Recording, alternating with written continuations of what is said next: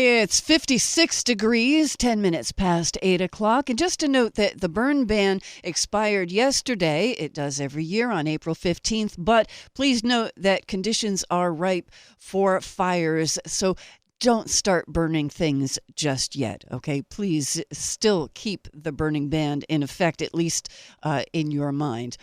Wall Radio welcomes a guest on the phone. I have with me Doug Hovey, the president and CEO of Independent Living, Inc. Doug, how are you? Hey, good morning, Kate. It's good to be with you this morning. I'm doing just great. It's a beautiful day. Thanks for having me on. It sure is. It's been too long since you've been with us. Thank you so much. Tell me what you've been up to through Independent Living. Well, there's a lot going on in the world, and we just finished an incredible budget cycle, and I use quotations around incredible. We didn't get everything that we wanted in this year's state budget for our region, but we're still fighting hard up there. We were up there yesterday for the annual Legislative Disability Awareness Day, meeting with our legislators and trying to press on some key issues that are affecting the quality of life for people with disabilities.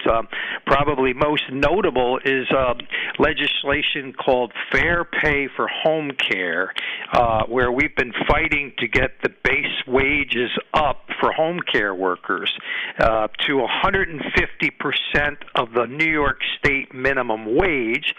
So instead of starting at $14.20 as a home care worker, the wage would be set at $21.30. We did not get that legislation passed this year, but we're going to continue to fight until we do. And there's so many other things going on, Kate. But it's good to be with you this morning. We also had our annual fundraiser breakfast last week in Newburgh, and we had about 140 people in attendance. It was a great morning. We had several people that use services from Independent Living that gave personal testimony and talked about their experiences with us. And I think it's important for people to understand that we're an open-door resource for people of all ages with any type of a disability, and not just people with disabilities, because a lot of times people don't identify with having a disability. Some people have a mental health condition but might not think of themselves as being a person that has a disability, or someone with a substance use disorder, or even older adults who may find it challenging to age in place in the community. But we work with people of all ages who have any type of difficulties, living their lives and having a quality of life in the community. You really do. And another thing that you do is you work with local businesses to go to their locations and make sure that their building is accessible. Yes, that's so true, and that's so important. It sure is. If people with disabilities can't get out and enjoy the community, then they can't spend their hard-earned money in your businesses either, right? That's true. Ever since the ADA, the Americans with Disabilities Act, passed back in 1990, we've seen significant improvements in the built environment. So we see ramps and wider doorways and bathrooms that are accessible and parking spaces in the parking lots.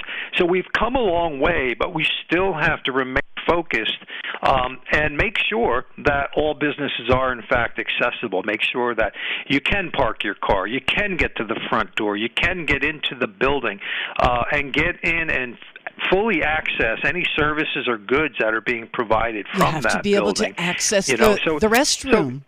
So we do provide that level of consultation for any business that's trying to improve their level of accessibility. Mm-hmm. That's a valuable service.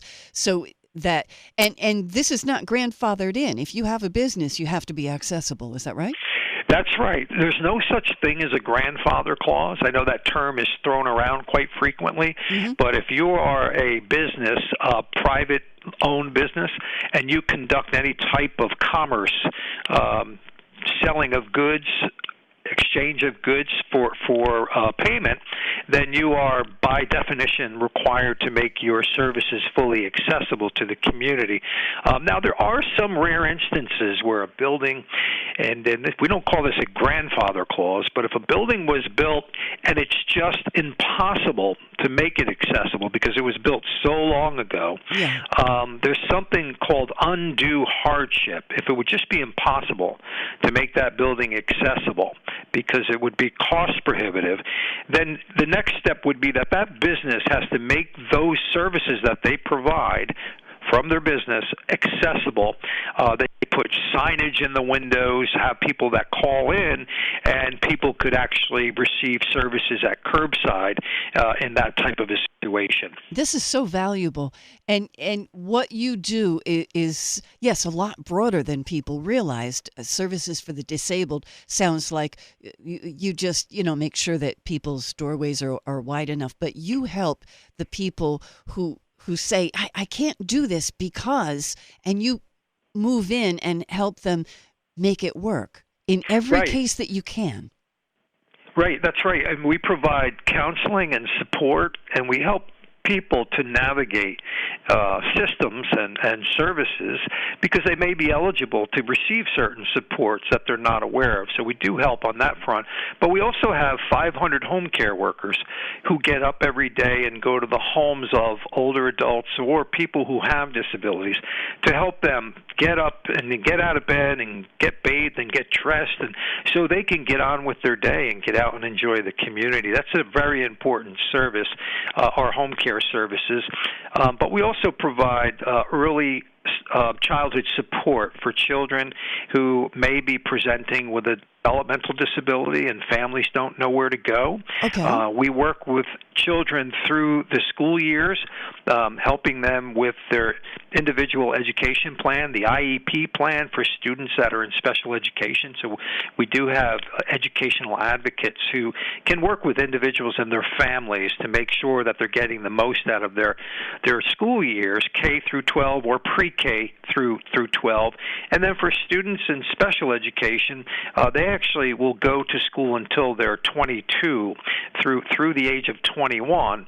But by that time, we want to really do some career exploration, job exploration, and see what the students are interested in. Do they want it? What type of a job do they want to get? And then there's a whole system of job supports that we can help them get connected to, because everybody, regardless of disability, people want to work. They want a place to live, they want a job, and they want to socialize, right? They want to have social networks. So we always say a place to live, a job, and a date on the weekends. There you go. That's right. That's a nice, full, happy life for many people. Now, I know that you wanted to talk about the month of May being Mental Health Awareness Month and Older Americans Awareness Month. Those are two areas that you specialize in. Yes, absolutely. We work with hundreds of people each year that have a mental health disability or condition, providing them with what we call peer counseling. We have certified peer counselors who work in the region. These are individuals who are themselves have personal experience or lived experience with a mental health condition, who are in recovery and have gone through a training program and have become certified. So we have certified peer counselors who are available to work with, again, hundreds of people, if not thousands of people each year receive these really important services. But Mental Health Awareness Month is so important at many levels. We have a great crisis response system in Orange County, the Orange County Crisis Call Center, in partnership with the 911 Center. If someone is in crisis with a mental health crisis, they can call 311, and that will get them connected to the 24/7 service where someone will go out and actually meet with that person. And that's a partnership with three organizations. It's Access Supports for Living, Independent Living, and the Mental Health Association are in partnership with Orange County to provide that demand responsive support for people when they're having a crisis. That's important to be aware of, that 311 number. Yes. When people are in crisis. Older Adults Month, that's another important thing to talk about because people are really struggling in the older years to age in place, and that's what people want to do. They want to remain in their homes. They don't want to be displaced, and sometimes that takes added supports and services. It might need home care. It might mean home modifications, making their home more accessible or accommodating. And we do have a program in Orange County called the Enhanced Welcome Orange Geriatric Initiative, which is a service that can help older adults who have trouble aging in place and they need some additional assistance, counseling and support, and perhaps they need some home modifications or furnishings that can help improve their quality of life. So there are a lot of services out there that people might not be aware of, and independent living is a great resource to connect people with those services. I am sure that you are. And we want to hear more, and we want to hear about your fundraising things, but we need to take a quick break. We'll be right back with more. Doug Hovey is with us on the phone from Independent Living, Inc. on Wall Radio. Wall Radio 822 on the phone. Doug Hovey, President and CEO of Independent Living, Inc. And now, Doug, you were talking about your fundraiser breakfast that you had, but tomorrow is an event that's very important for fundraising. Tomorrow is HV Gives, Hudson Valley Gives, and you'll be participating, yes? Yes, that's a wonderful opportunity for people to make contributions to important organizations like Independent Living. And Hudson Valley Gives, the site that you can link into is hvgives.org, and look up Independent Living, and you can make a donation to us. And as I said, there are lots of other good organizations that do great work here in the region. But we, as a not-for-profit organization, we do depend on contributions and donations and community support. I mentioned before, Kate, that we had our annual fundraiser breakfast last week. It was very well attended, and we were so pleased with the turnout. But not-for-profit organizations do require annual fundraising events, and Hudson Valley Gives, again, is a great opportunity to do this at hvgives.org. And again, you can look up Independent Living, and you can make a donation if you'd like, and we appreciate the support that we do get from our community. Yes, that will be. Well, actually, it officially begins at midnight, and you go to hvgives.org. It's really easy, and it says what charity are you interested in. And if you're not sure how to spell independent, because I bet a lot of people misspell it, just type in INDEP and then search on that. And a couple of organizations with the word independent in the title will show up, and you say, oh, Independent Living, that's the one I want. And I know that you're appreciative of any donations that you receive. The nice thing about HV Gives is that it may be matched, and people's $5, $10, $50 donations may be doubled or better tomorrow. So please remember Independent Living. Look them up. Get to know them. The website, Doug, is myindependentliving.org. That's right. And the phone number is 845-565-1162 in case you want to call us directly. But again, we're an open-door resource for people with all types of challenges, and we help people by providing direct services or linking them to other services that they may be eligible for. And Kate, it's always a pleasure to be on with you, and I look forward to seeing you again in the future. Yes, I know. Thank you so much for calling in. So did we cover everything that you had? Because I know you've been so busy, and I don't want to cut you short or anything. We've got a couple minutes left if you have anything else. I would just say that it's important for people to know, again, that they can call us at any time. We are available to respond to people's needs, help them figure out what their challenges are, and how to come up with solutions. I think that's really important.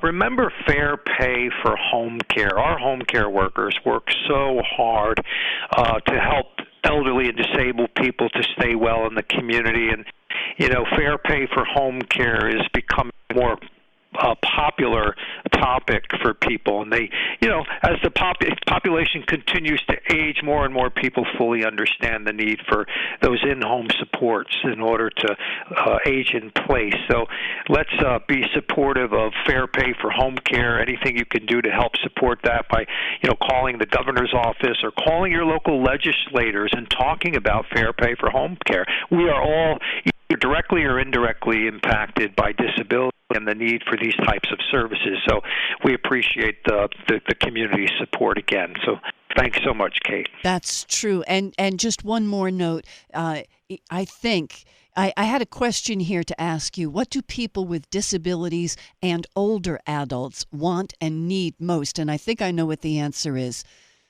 They want dignity. They want to live like the rest of us. That's they want right. to live in the community. And as we continue to age, and keep in mind, only 15% of people with disabilities are born with a disability. Right, so we can acquire a disability as any time in our life. Like myself, I was 18 years old and had a tragic motorcycle accident, which is why I use a wheelchair now for 43 years. So, but I think people want to continue to live in the community. They want a place to live, and if they can work, they want a job, and if they're not able to work, they want to be able to socialize and continue to participate in civic duties and activities in the community.